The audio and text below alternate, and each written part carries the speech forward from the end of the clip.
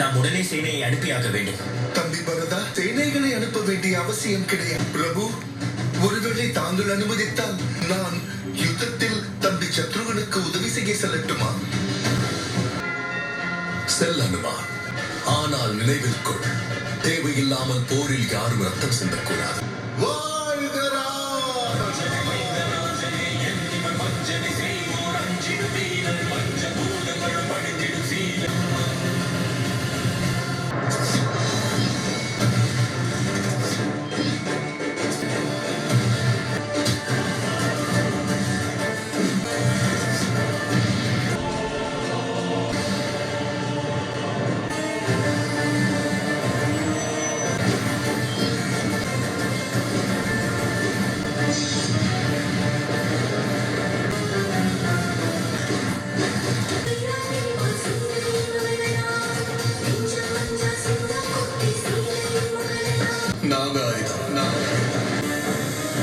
இவர்களை கட்டி போட்டு விடுங்கள் நாகராஜா.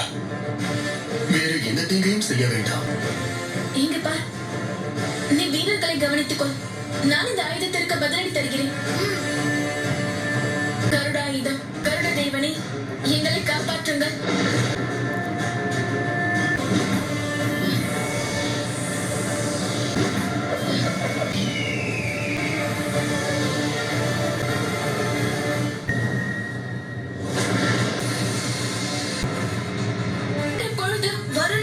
செலுத்த உள்ளார்.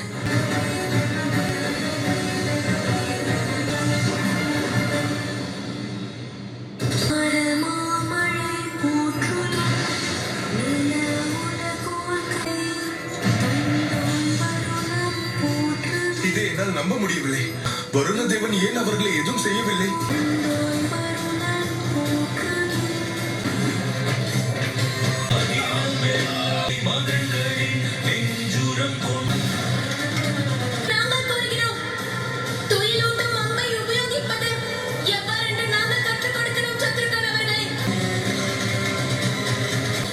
இன்று நான் அடைந்த தோல்வி எனக்கு அளித்திருக்கும் மகிழ்ச்சியை இன்று வரையில் நான் பெற்ற எந்த வெற்றியும் அளிக்கவில்லை. கூடிய சீக்கிரத்தில் நான் மகிழ்ச்சி அடைந்த காரணத்தை இந்த உலகில் உள்ளவர்கள் புரிந்து கொள்வார்கள். தோல்வியே அடைந்தாலும் சத்ருகன் யாருக்கும் எந்த தீங்கும் செய்யவில்லை. மிக்க நன்றி வருண தேவனே. சோமகரன், நீ எங்கே இருக்கிறாய்? ஆனால் இந்த தங்க தாமரை கனமாக இருக்கிறது, நடக்கவே முடியவில்லை. மூங்கில் கட்டை அல்லது கரும்பை கொண்டு வா. அதை இதில் நாம் கட்டிவிடலாம். அயோத்தியில் இருந்து வேறு ஏதேனும் சேனை வருவதற்குள் நாம் அந்த மூலிகையை தேடியாக வேண்டும். இந்தாருங்கள் அண்ணா. சூரியன் மறையவிருக்கிறது.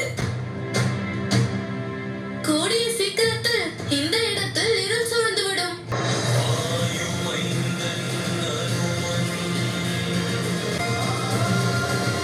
சத்ருகனுக்கு புரிந்துவிட்டது, லவன்குசன் வேறு யாரும் அல்ல, சீதையின் பிள்ளைகள் என்று. அது தெரிந்ததால் தான் அவர் அமைதியாக இருக்கிறார். உணர்வு நம்மை அடிமையாக்கி கடமையை செய்ய விடாமல் தடுத்துவிடும். ஆம் மகனே, உன் தாய் கூறுவது சரிதான். இது போன்ற நேரங்களில் கடமைதான் நமக்கு பலத்தை அளிக்கும். அதோடு நாம் கடமையின் பாதையில் சென்று கொண்டு நம்மை உடலாலும் மனதாலும் முழுமையாக ஈடுபடுத்திக் கொண்டால் அப்பொழுது நமக்கு உண்மைக்கு முன்பாக தலைவணங்க வேண்டிய அவசியம் ஏற்படுகிறது. ஏனென்றால் சத்தியம்தான் தர்மம், தர்மம்தான் நம்மை இறைவனோடு ஒன்றிணைக்கும் சக்தி படைத்தது.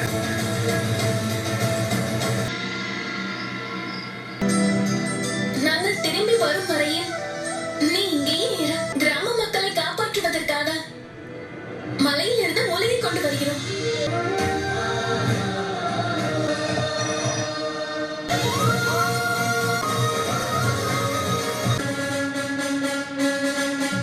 அண்ணா, கிராமத்தை காப்பதற்காக அரிதன் முனிவர் வந்திருப்பார். நமக்காக காத்துக் கொண்டிருப்பார்.